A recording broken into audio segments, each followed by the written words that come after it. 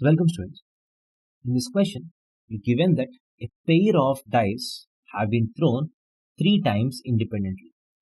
So what is the probability that out of 3 times that you have thrown, you get exactly 9 2 times? So you can think of these trials as binomial trials. So each throw of a pair of dice is a binomial trial.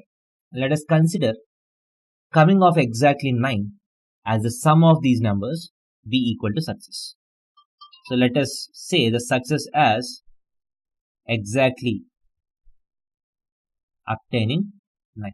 So if you get exactly 9, then let us consider it as success. So what is the probability of success?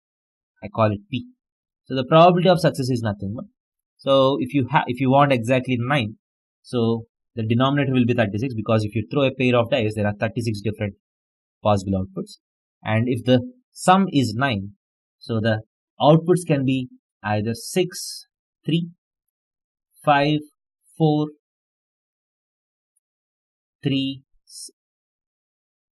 6, 3, 5, 4, 4, 5 and 3, 6. These are the 4 possible outputs that you can get, so that the sum is equal to 9. The first dice is 6, the second dice is 3, the first dice is 5, the second dice is 4, 4, 5, 3, 6. That is equal to 1 by 9. So the probability of failure is nothing but 8 by 9.